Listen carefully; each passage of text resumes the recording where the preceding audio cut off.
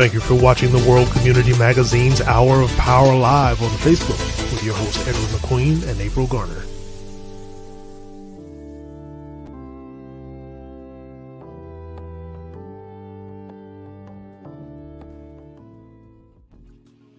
Brother Edward. Yes, man. And we are live. And so is the Black Pearl coming live.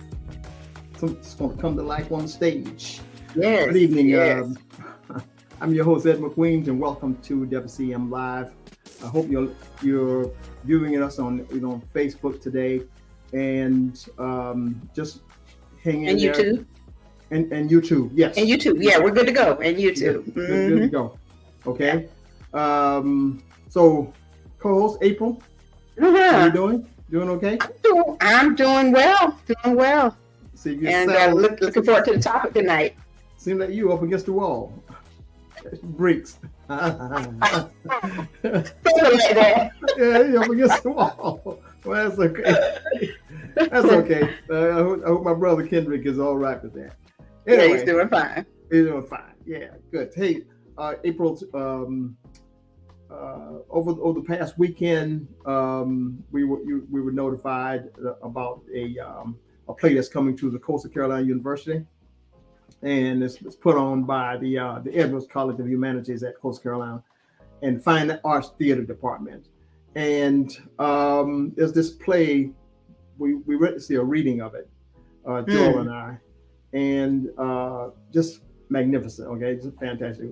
So we can't wait until the play comes out. So the playwright himself, Mr. Cezar Williams, I believe is his name, and he's coming in today. He and his wife. So, but anyway, as to our viewers, if you've seen the promotion, there it is. It's the lady who's head of the department over there, Miss Zenobia, none other than Miss Zenobia Harper, and we are so glad to know that she is that department head, and she's the director over the Joyner Institute for African Diaspora Studies at Coastal Carolina, and she's with us tonight. She's going to be discussing the Black Pearl, the play that we're talking about. So. Let's just get right into it, and she's going to be accompanied by none other than the icon, the icon of Conway. Yes. Who can give you the lowdown of Gullah, okay? And so so let's get right into it. Yeah, he's the icon of more than just Conway. You could say the entire low country. Yeah, that's right. That's right. The Gullah Geechee corridor. There we go. Yes. So tonight we welcome, along with Zenobia Harper, Marjorie McIver. Thank you both for being here this evening. We really do appreciate it. Well, thank you for having us. Thank you. Absolutely. Wow. Yeah. So, Brother Edward, this was hearing your kind of build up to tonight's show. First time hearing about the reading that you and Sister Joella attended. I can only imagine how there was kind of possibly a walk down memory lane, little nostalgia that kind of set in as you were listening to this reading and kind of reflecting on what the Black Pearl meant to even the two of you. And so it's great that you have Zenobia Harper here tonight to talk about it because, my generation can say that we saw remnants of the Black Pearl. And we heard stories, countless stories from our parents and grandparents, but never truly experienced the Black Pearl, in its glory. So, Zenobia, thank you for being here tonight, and we definitely want to learn more. But before we get into it, will you introduce yourself to some and refamiliarize yourself with others by giving us a little bit about yourself? Give some background on who Zenobia Harper is in the studio tonight. Thank you so much, April. So my name is Zenobia Harper. I am the new director of the Joyner Institute for Gullah and African Diaspora Studies at Coastal Carolina University. We are a part of the Edwards College of Art and Humanities. I am also a activist in the Gullah Geechee community. And, I'm just happy to be coming to this work at Joyner. Hmm.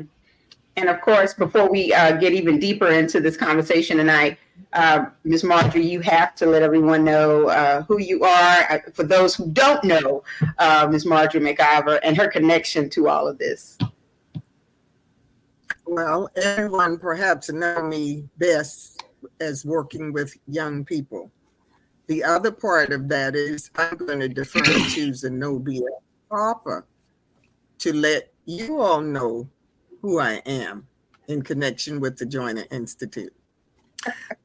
She is my boss. Oh, okay.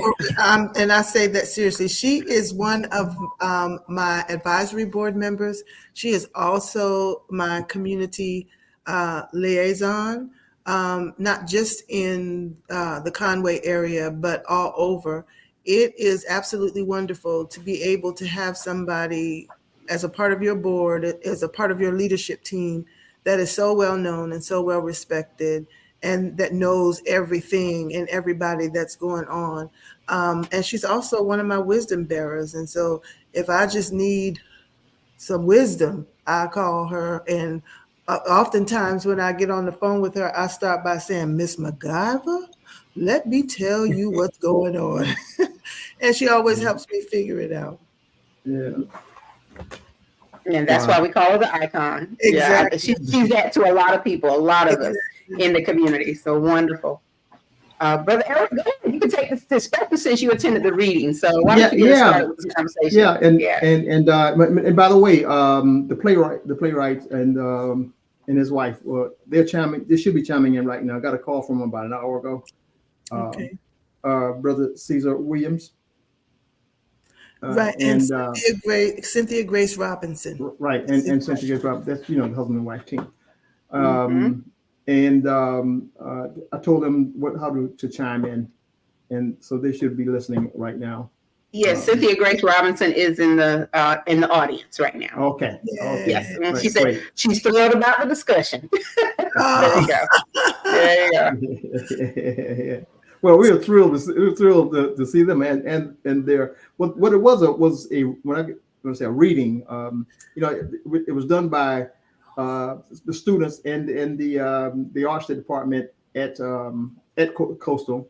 And if somebody can correct me, if she can correct me if I'm wrong, Ms. Grace. And it was like that's the first time I'd ever been to a reading. Okay, but it was like you have to improvise.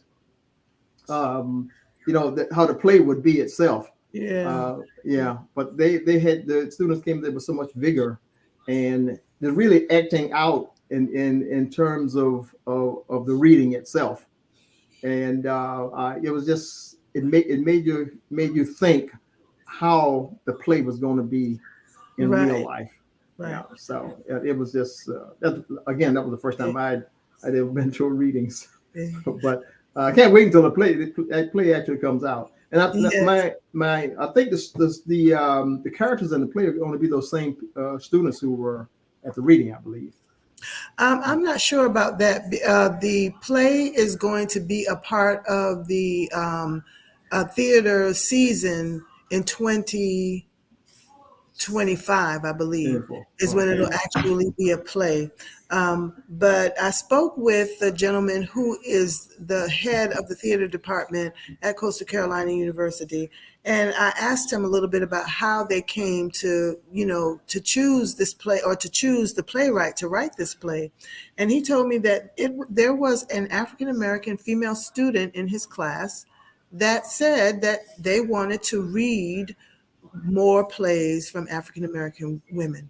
And so I commend the theater department for hearing her voice and taking her seriously. And so they started reading a play called Mahalia Island, which is done by a Black female playwright. And then they also did a reading of Freedom Summer, which was a Cynthia Grace Robinson play. And so they were so excited. And he said that it created such positive energy in his classroom till they asked her to come as a resident and to speak and interact with the students. And so with some funding from some QEP funding, and then also some outside funding, shout out to Miss Nancy Cave, who provided the monies, they were able to actually commission a original play by Cynthia Grace Robinson and her director husband, Cezar Williams. And so that's kind of how this whole thing came about. So the reading was an opportunity for you, Mr. McQueen, and your wife and other people from the community to come out and listen and voice what you heard.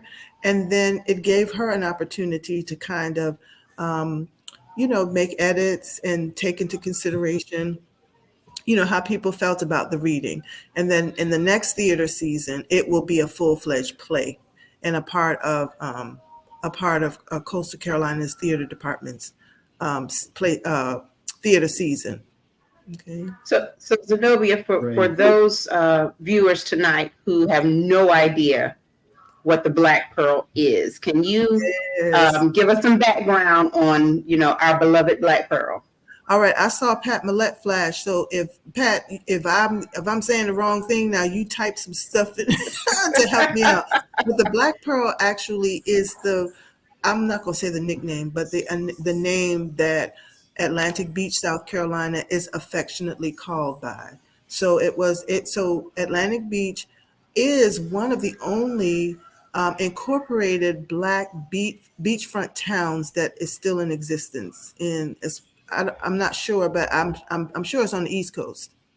And so it was land was purchased by a gentleman named Tyson, and he purchased land in increments so that African Americans can have an opportunity to enjoy the beach. Because of course, in the 1930s, when he purchased this property, we were in the middle of some of the most brutal segregation around. And so African Americans were not allowed to leisure almost anywhere, especially on beachfront property. So it's 4 blocks long.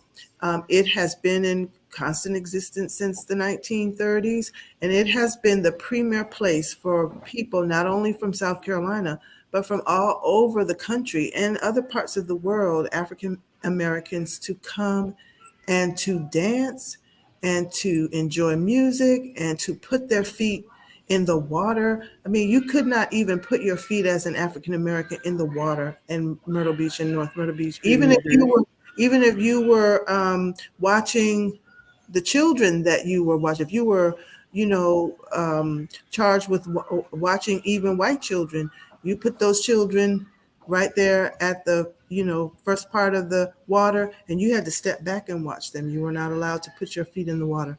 But Atlantic Beach was the place for people to come and enjoy the beach music, enjoy the atmosphere, enjoy the food with relative safety.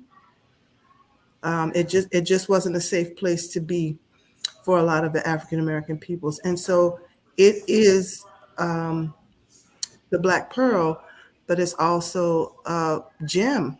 And we really need to work on preserving it and preserving its history so that our young people know what's happening and what that place meant to a lot of people. Mm-hmm. It's astounding as you were describing that bit of history, especially considering there are people in America who don't believe that America was ever a racist country. Racism. Do stuff. I just touched it a little. I put my toe in that water. There you go.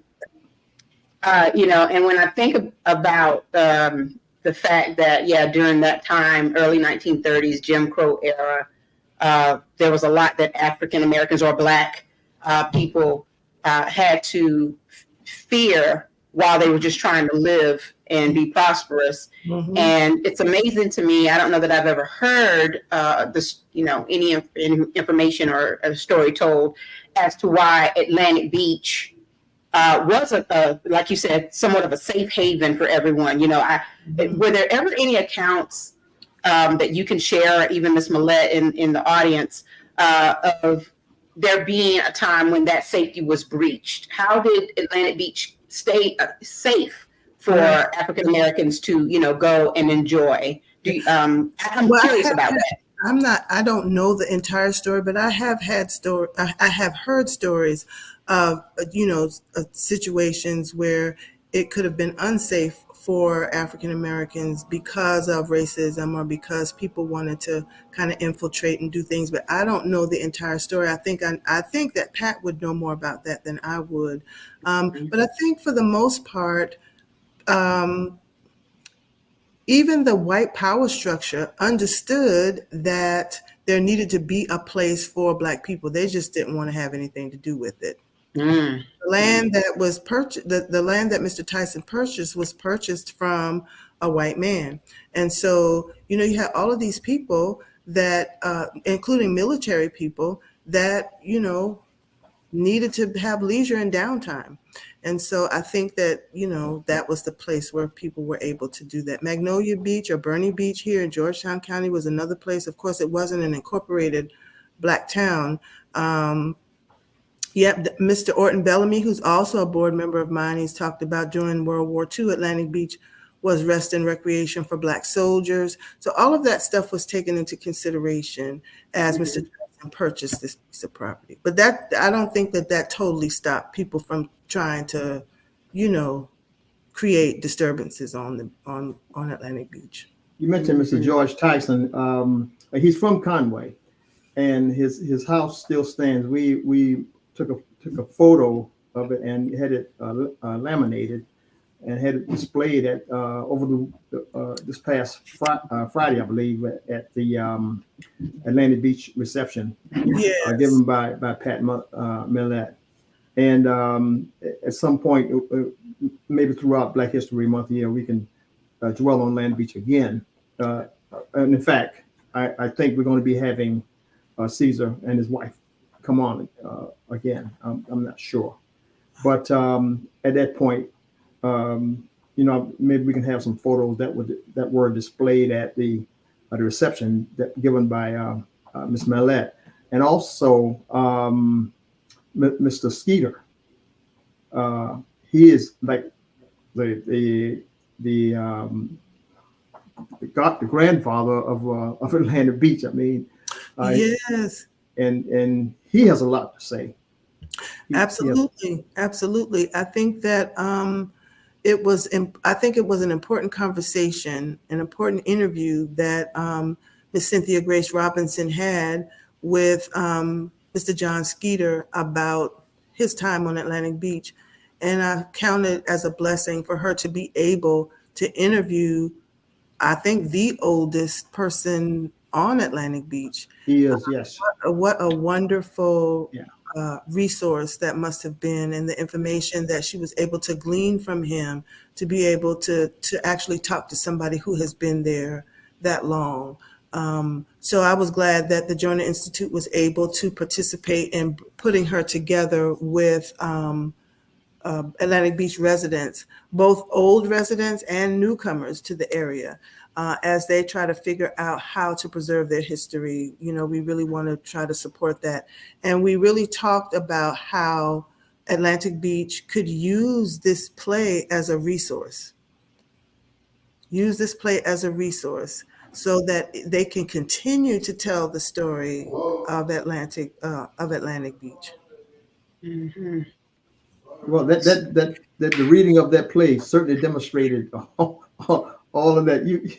I'm telling you again, that was my first time, but yeah, you could envision what was happening on Atlantic Beach during that time, and that's what this play is all about. Mm-hmm. And it was so realistic, and that can't wait for it to come out. Yes, we can't wait for it to come out, and we can't wait for it to grow legs and move all around this community, and hopefully to move around the country. Yeah, absolutely. Mm-hmm. According to research that was done, I think I'm not sure who's made a statement, but Atlantic Beach and Cynthia may have been the person that said that, but Atlantic Beach is the last Black beach, my understanding, that's standing in America right now. Yeah, Totally. I don't know whether or not. I do know that there may be some. I don't know how many of the Black beaches are connected to incorporated towns, and so there may be some beaches that are just beaches that are standalone beaches that Black people used to go to, but Atlantic Beach is still an incorporated Black beachfront town. And so I can't say for sure that it's the only one, but I can't see that there are a whole lot more. Right. The most notable one on the West Coast is I think is Butler. Mm-hmm. Butler Beach, and that's getting its share of news here lately. Yes. Because the people are being given back to them.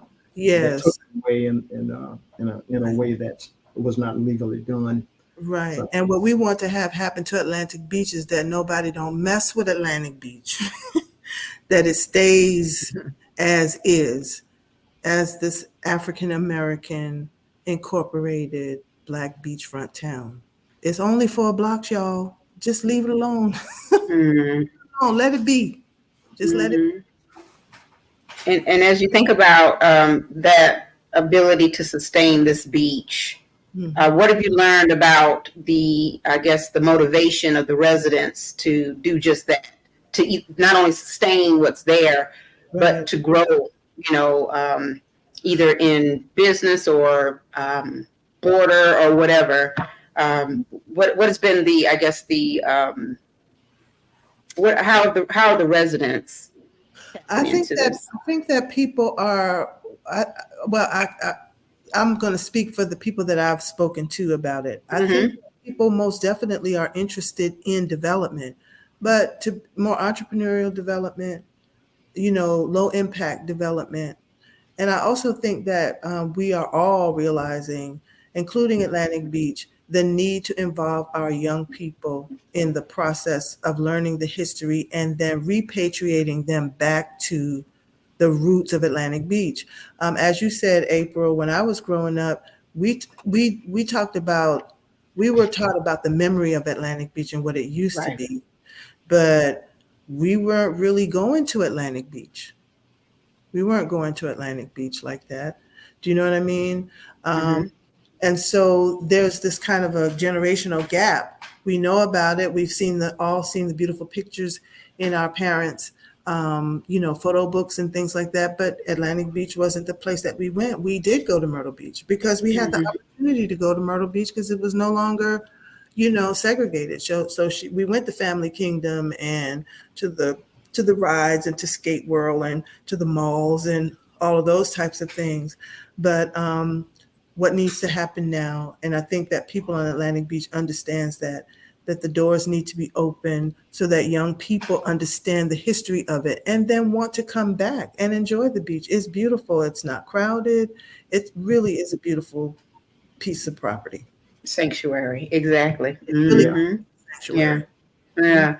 Ms. McIver, we can't have this conversation without having you as a part of this conversation, of course, and I could see you over there taking notes, and and I'm sure that your contributions are going to be great. Kind of give us a peek into what you remember about the Black Pearl and also why you think that this project, as far as it being art-based, we have a lot of art-related activities that are rooted in theater, some gallery, that type of thing. But to actually bring a play to life that would tell the story of the Black Pearl seems like it's the start of something that could really snowball into more Black art and culture, telling our story and telling our history.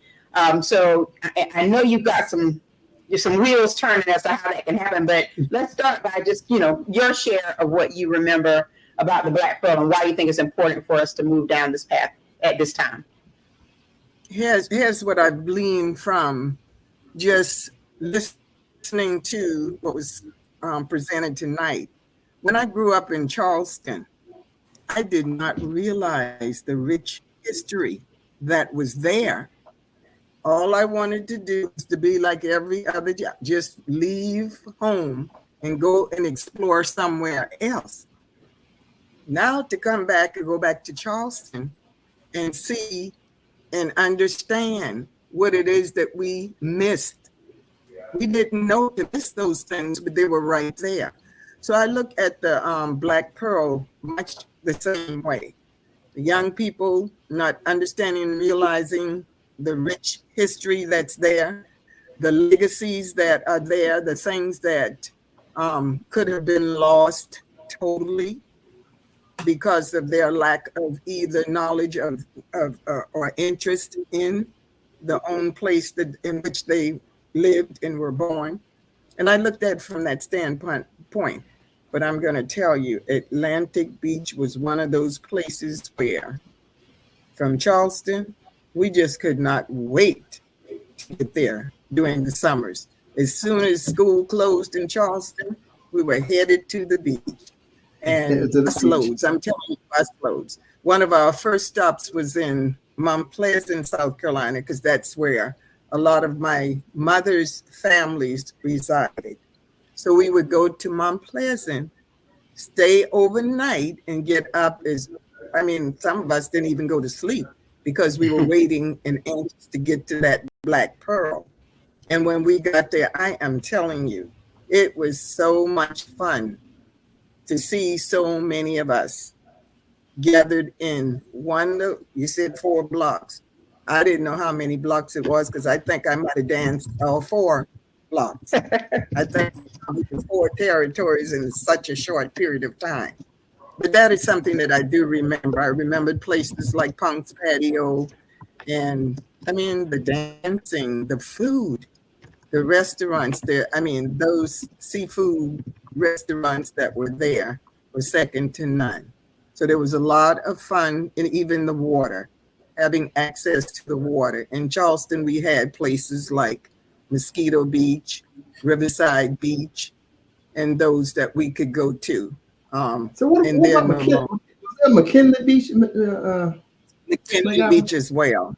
McKinley Beach, but we wanted to get eaten up by the mosquitoes, so we were at Mosquito Beach and Riverside Beach because that's where a lot of us actually went to have fun on the weekends. So okay. And our young people, we took a group to Atlantic Beach for the Gullah Festival, Gullah Geechee weekend that they had there. And the kids thoroughly enjoyed it. And there were children that came from Georgetown, from the village group, and just different places. And they actually had fun. And we need to do more of that. Open it up, invite, just continue to be an inviting place for people to go. Wow. All of our people have a lot to say here tonight on our comment side here, April. They're just coming in. Well, one that I noticed was like Mac Jr. said that you're making him hungry. Well, tell them to come out to the community day, Gullah Geechee Day, downtown Conway. We'll have some good food there. Yes, come early. Now, we have a young lady by the name of Laura Harriet from at Sandy Island who's going to be out there. The last time we had community day, I turned around to talk to somebody and all the food was gone. I went back over to her table and I was like, oh my God, Miss Laura, what's happened? She's like, I sold out. And if you want oxtails from the Caribbean restaurant, get there early because his oxtails always sell out. They always sell out. And so for Gullah Geechee Community Day, which will be February 24th, all of our food vendors will be at the Town Green in downtown Conway. And so we are certainly looking forward to that event. And as a organizer of that event, I will be glad to rest. I want it to be successful and I'll be glad to rest when it's over. But Gullah Geechee Community Day is a yearly event that Coastal Carolina University and the Joyner Institute put on as a part of our community involvement with downtown Conway. We will have a lot of things going on. Arts and crafts will be going on all day at the Horry County Museum in the classroom. There'll be arts and crafts in different places. Of course, the food. There will be entertainment. This year, we have the Geechee Gullah ring shouters are coming to perform. And they are also performing with the Hispanic Heritage Group. And so we are, and we will have presentations by Griffith Watson, who works with the Geechee Gullah ring shouters, and Dr. Anthony Sanchez, who is helping to bring the Hispanic heritage dancers. And the reason why that performance is important is because there are West African connections connecting those two music and dance cultural genres. Both of them West African, with the bamba being a part of Afro-Puerto Rican culture and the ring shout being part of Gullah Geechee culture. This is going to be the first time that those two dances are going to be on stage at the same time, so that we can see the differences and the similarities, and also to celebrate the connections of African people as a part of the diaspora all over this country and all over the world. We are all connected. And the connection is that West African connection. And so the bamba, to me, represents a dance where there was a little more leeway with the participation of drums in music and dance. And the Geechee Gullah ring shout kind of represents that time period when drums were outlawed on South Carolina plantations. So you can see kind of the evidence of what that outlawing of actual language, the drums were a part of language, a part of speech. And to see the difference between the two. Both of them are beautiful, but they are sisters or brothers in terms of a cultural expression through dance and music.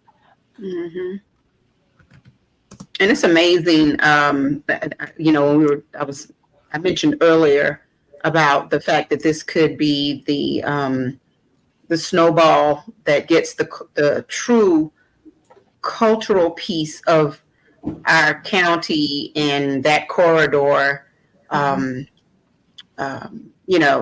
gets it started. Because, when you think about what's available throughout Orange and Georgetown County, that really shows a depiction of what life was like, or what we went through, or what beautiful relics we have, like the Black Pearl.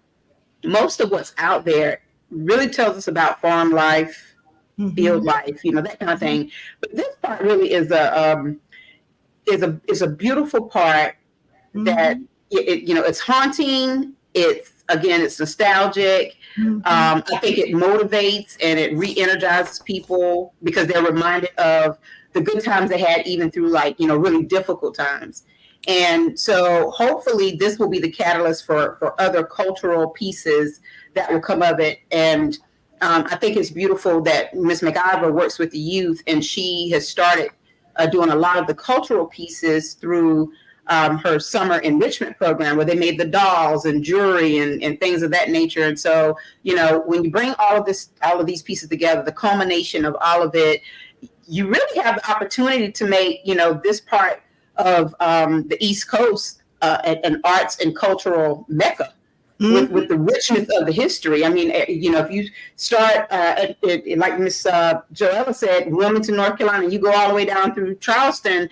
I mean, you've got so much that can actually be a part of a historical tour that's rooted in art and culture, and releasing all of that to the public, things that they, like Ms. McIver said before, never knew existed. And, this is a richness that we can't afford to let slip past us. And so I think it's wonderful what you're doing. And someone asked earlier about learning more about the, I want to find the comment.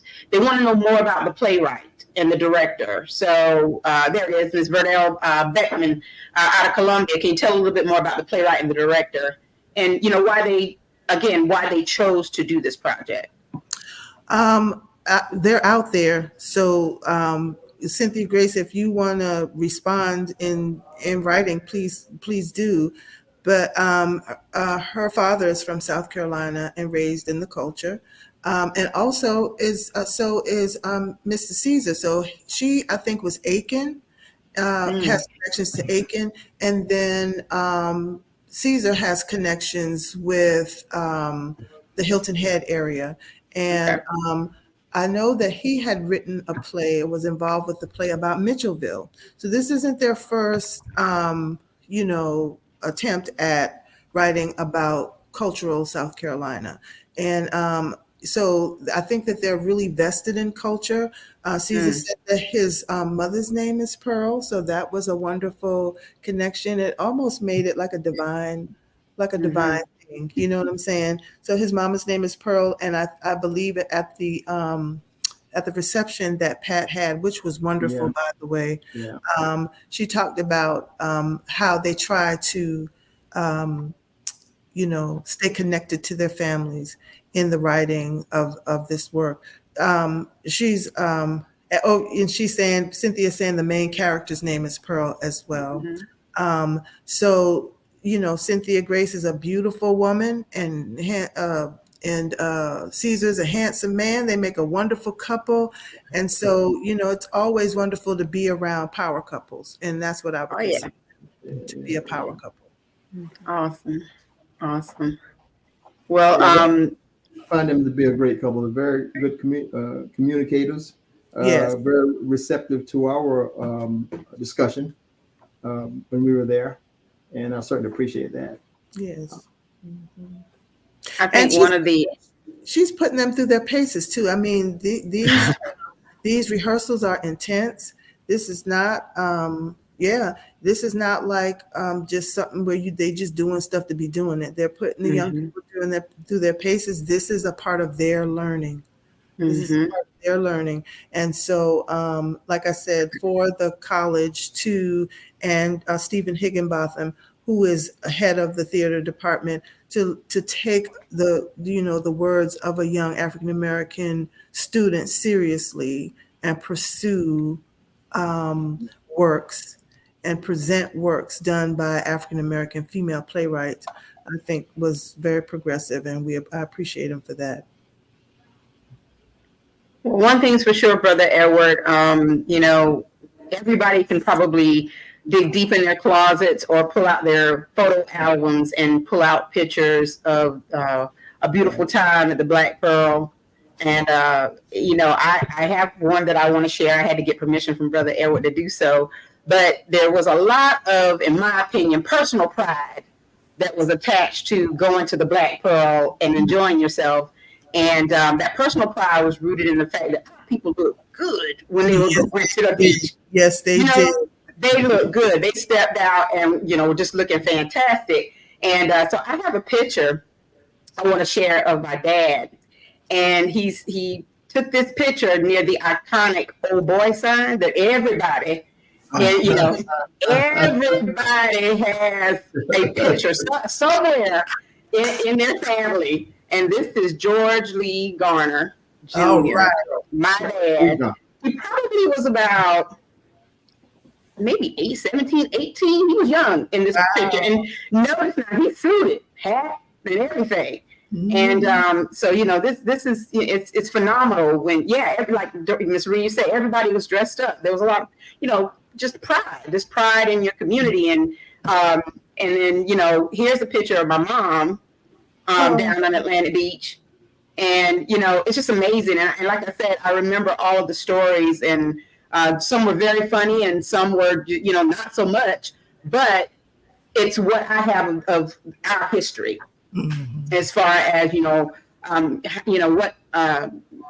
Black people were able to embrace in Horry County as their own, and that's why it is so special, and that's why this work is going to be a blessing to a lot of people, because as they work to cut us out of history books, we need to work harder to make sure that the history stories are told. Absolutely. We have the ability. Have the ability to tell our own stories, so we can make a choice. We can run behind other people and demand that they do something and waste all that time and energy. And I'm not saying that it shouldn't happen. They should be doing it. But we have the resources in our community to better tell our stories. Our young people need to be going to school and out into the world knowing that they shouldn't have to wait until they get out for somebody else to show them and tell them these things. We have to do it. And in order for us to do it, we have to remember it. We have to talk about it. We have to preserve it. We have to archive it. We have to write it down. We have to create these artistic opportunities like Mr. Williams and Ms. Robinson. We have to do these things. We owe it to our young people to keep them connected to themselves so that when somebody tells them something, they'll know whether it's a lie or the truth. They'll be able to know when they're being snowed and walk away. You know, we have to make ourselves responsible for those things. And our children need to hear it directly from us. We can read now, we can write now, we have resources and access to resources, and we need to be telling our own story. April and Edward, with that note in mind, there are many, many activities that are going on in communities everywhere. Mm-hmm. And a lot of times we just don't have access to that information. It's not communicated or disseminated in a way. And so what we kind of looked at, some way that we could pull a lot of these Black history programs together so that the community could have access to them. I've created a calendar. I think, April, you have that so we can, and this will be placed on the social media platforms that April is involved in, and of course on the World Community Magazine, Facebook, YouTube, or whatever.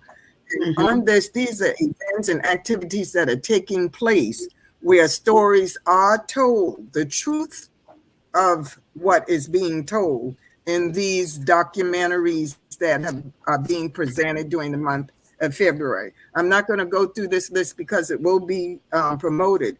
But before we even get into that, there is a movie going on right now. It's called Caste, The Origins of Our Discontent.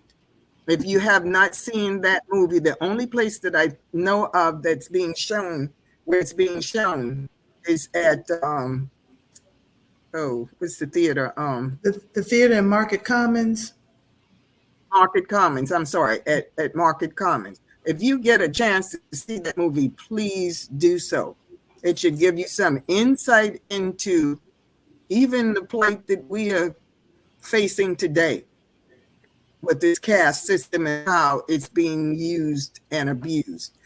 In addition to that, we have a lot of ETV programs that I've listed on that calendar that's being shown throughout the month. We also have information on Black history events that are occurring through the I Am Museum in Charleston. And also, Zenobia has pointed out the Gullah Geechee calendar events for the Joyner Institute.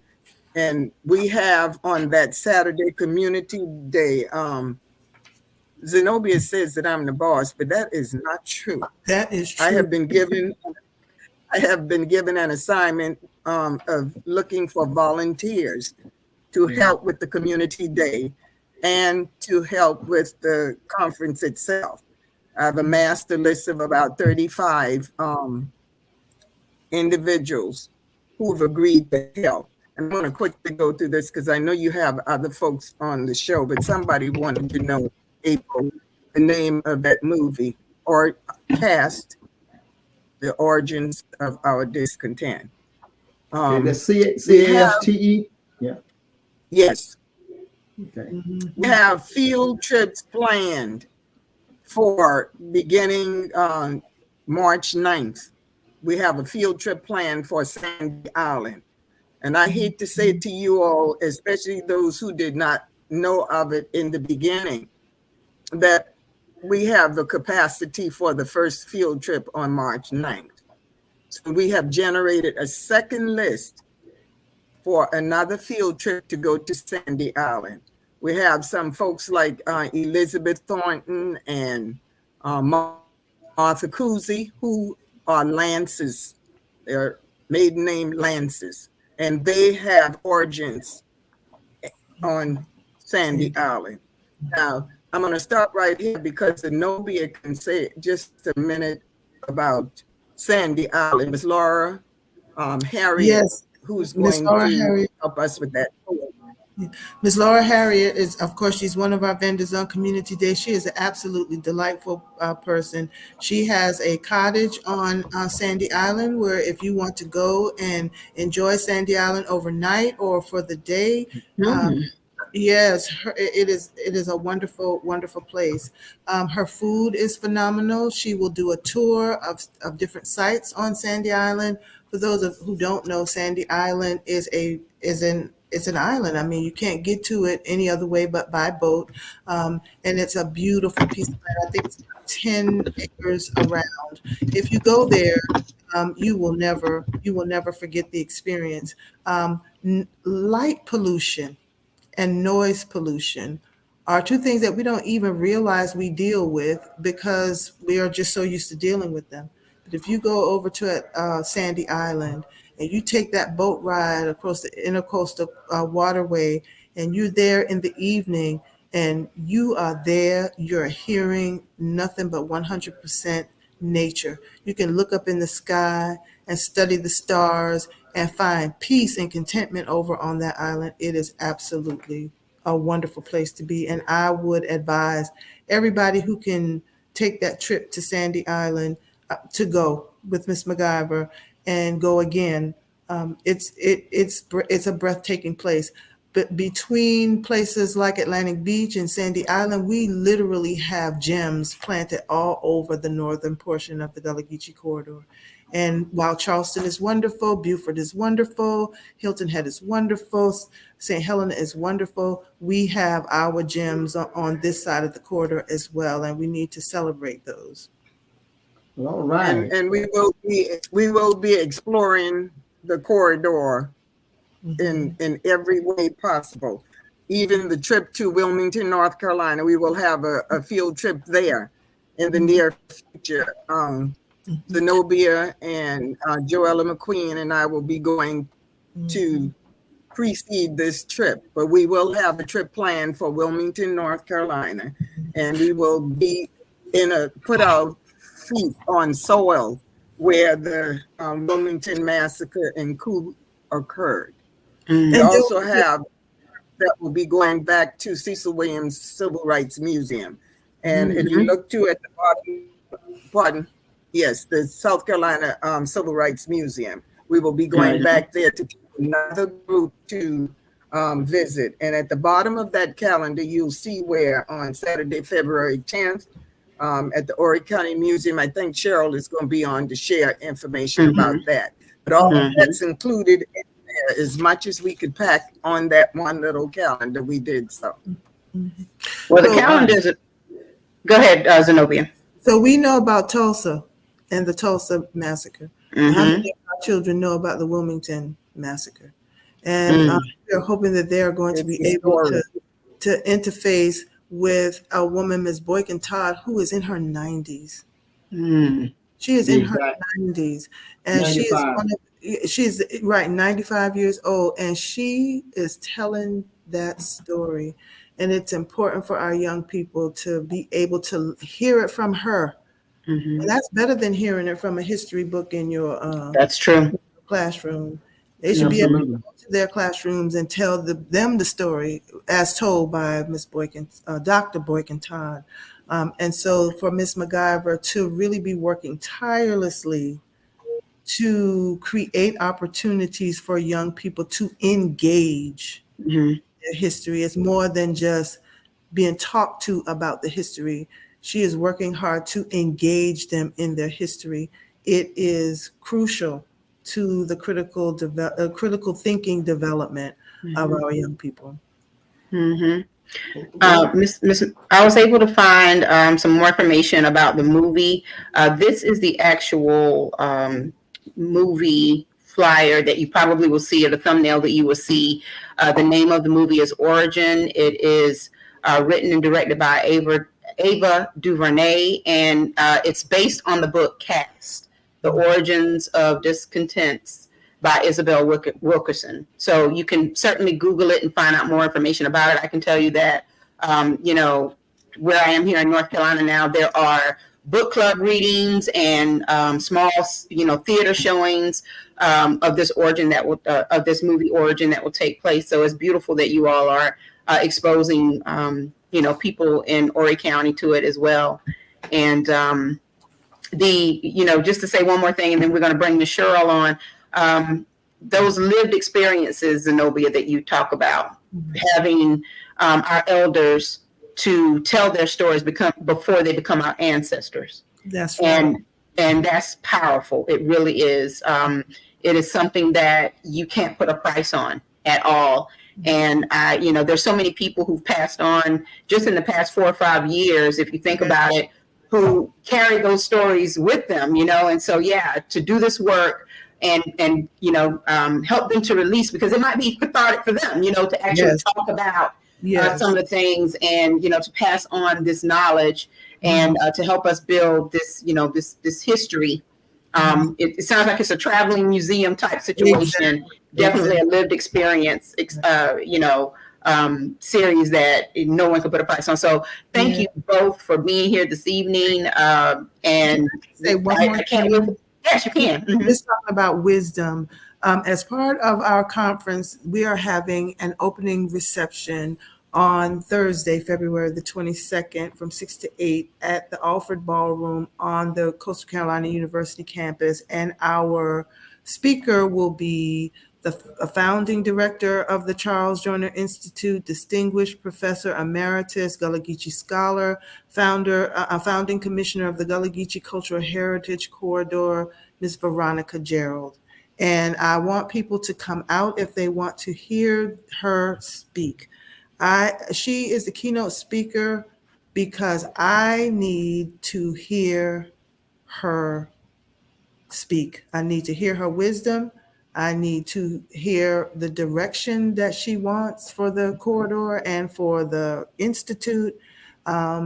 We have wisdom bearers everywhere in this community. And so this is going to be an opportunity for us to hear from her as one of our wisdom bearers as well. So 6 to 8, February 22nd, at the Alfred Ballroom at Coastal Carolina University. Come out and hear her words and her wisdom.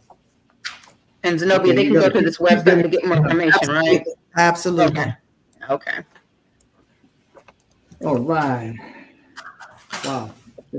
Well, we certainly do appreciate you stopping by, and appreciate the playwright and the director being a part of our audience tonight. And like Brother Edward said, I'm sure we're going to have them back because we have a lot of history to talk about in preparation for their play. So this is wonderful, and we have Reverend Cheryl Moore Adamson. Cheryl, she's here now, and she's going to talk about another great project that we almost segued into a few minutes ago. But it's a history project that is happening. Horry County Museum is involved, and I'm going to bring on Miss Cheryl. How are you doing tonight? I'm great. So glad to hear all the conversations about Atlantic Beach, the Black Pearl, and of course, all of the activities that are going on with regard to the Gullah Geechee Heritage Corridor. We are so grateful that people are coming in and telling our story, like Miss Zenobia Harper and Miss Marjorie McIver, who carried the torch in our community for all these years, ensuring that our children have the opportunity to learn about their history. So kudos to you ladies. Thank you so much for all of the work that you do. You know, we love you and we cherish you. You are a treasure in our communities. So we thank God for you. I was reading something the other day that says one of the ways that our culture is co-opted is that first, our oppressors will create a void. In other words, there is a cultural erasure that is going on, that they then turn around and decide what they will put in its place. And unless we resist this, unless we fight to keep our history and our culture alive, then we run the risk of losing our collective memory. And what we want to do on Saturday, this coming Saturday at 1:00 p.m. at the Horry County Museum, is a visual retrospective of the Whittemore Race Path community, the school, the people, and the places. And we're excited that this is a collaborative effort by working groups in our community. First of all, the premier Whittemore Alumni Association that has been in existence, I believe, for about 60 years. And then the World Community Magazine, which is the brainchild of your host here, Brother Joel. As soon as I got ready to say your name, Joella's name popped up. But Edward McQueen and Sister Joella McQueen, who have kept the torch of our history alive by continuously telling our story. And then the newly minted, the new kids on the block, the Whittemore Race Path Historical Society. We are collaborating, and I can tell you, and especially want to say to Ms. McIver and Ms. Harper, we would love to collaborate with you on all of the efforts that you are putting forward as well.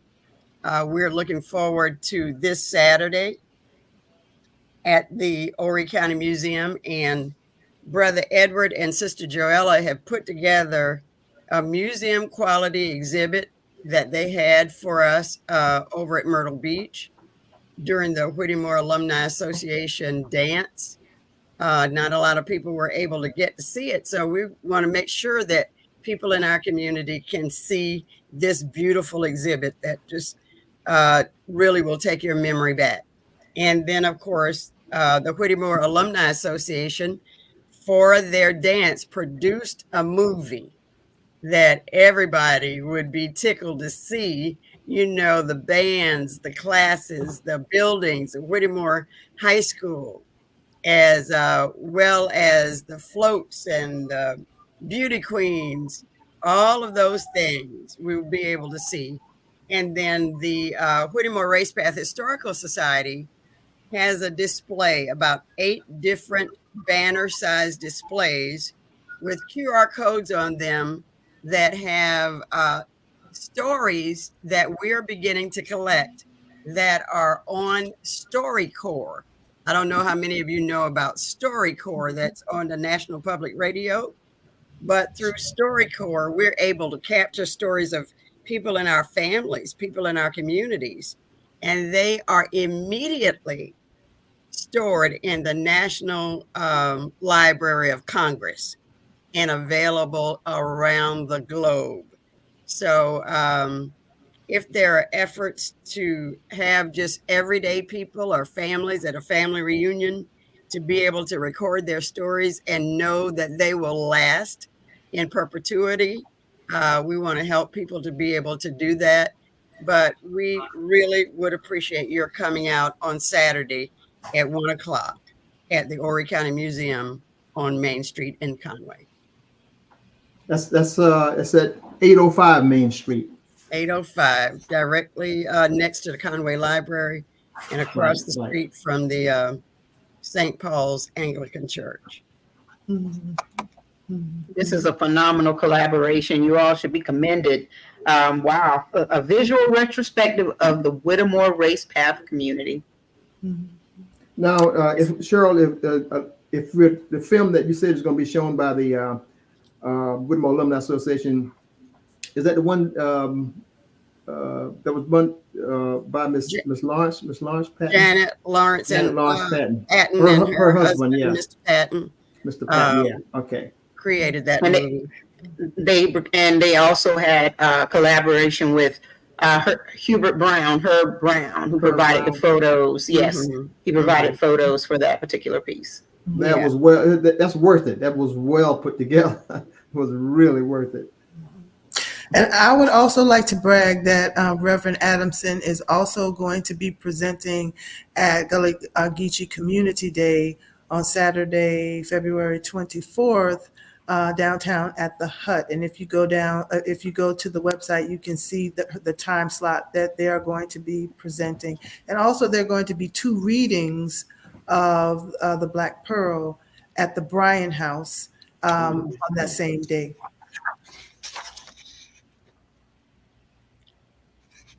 So unless you have some questions for us, I think that pretty much sums up what we're going to be doing, but we are looking forward to working with anyone who has the passion and the courage to continue to tell our stories. We're so excited about that, and we want to capture as many stories of as many families as we possibly can so that we keep ourselves alive. You know, when people die, their bodies may go away, but as long as they live in our minds and in our hearts, and we can tell their stories, we're alive. They are alive, and we know that God is not through with us yet. So, I'm in closing, I'm just going to say this: that I hope everybody can see the synergy here between the two of what Cheryl is doing and what the happening in Atlantic Beach.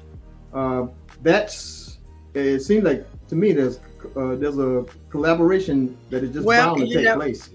What is really important for people to recognize about the Gullah Geechee Heritage Corridor is that it is on the coast, but it goes 30 miles inland. We are Gullah people. That's exactly right. And that is something that Professor Veronica Davis-Gerald has tried to impress, has tried to impress upon the people of Conway, that we are Gullah people. And for some reason, a lot of people have not accepted that, but that has been her mission all this while. We are Gullah people.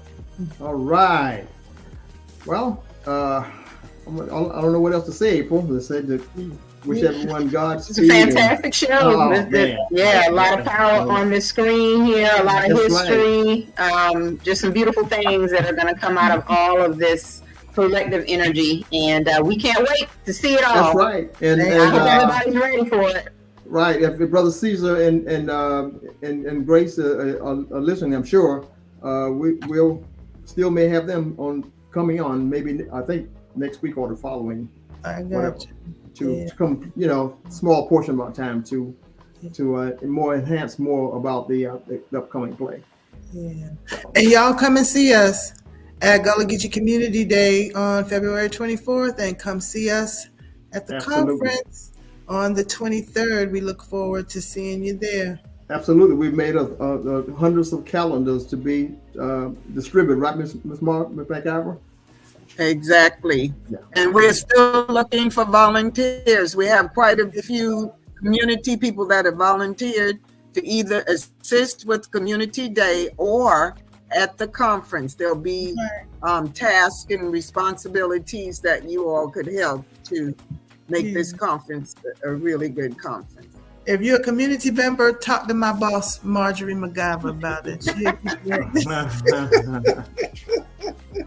All right. Okay. So look, I'm so happy that, you all made my day. I'm sure it made April's day too. I'm sure of that.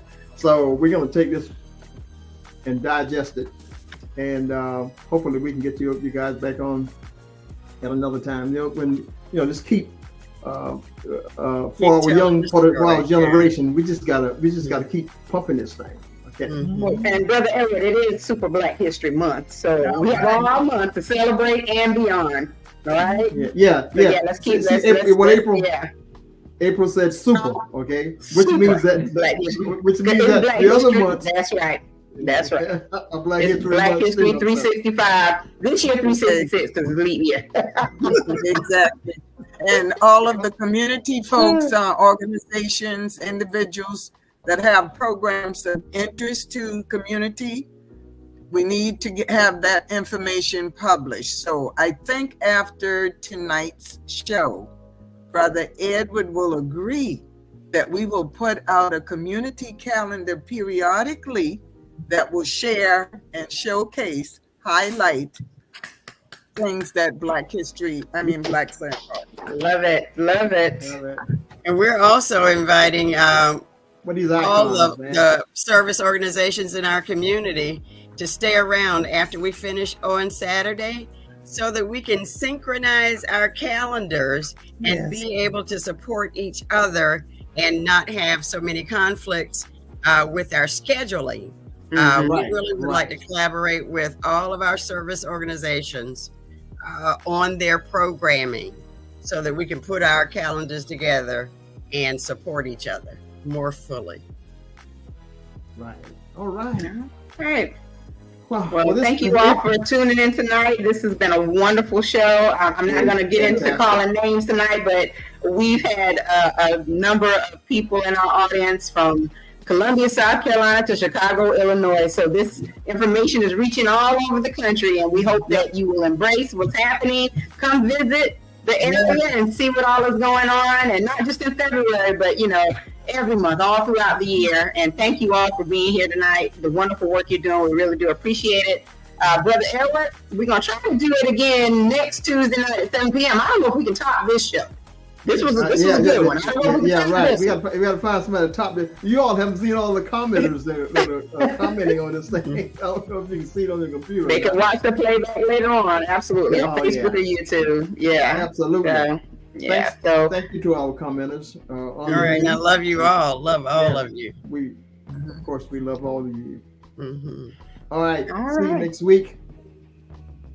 Take care. Okay. All right. God bless. Bye-bye. Now I've got my shirt on. Thank you so for watching the World Community Magazine's Hour of Power Live on Facebook with your host Edward McQueen and April Garner.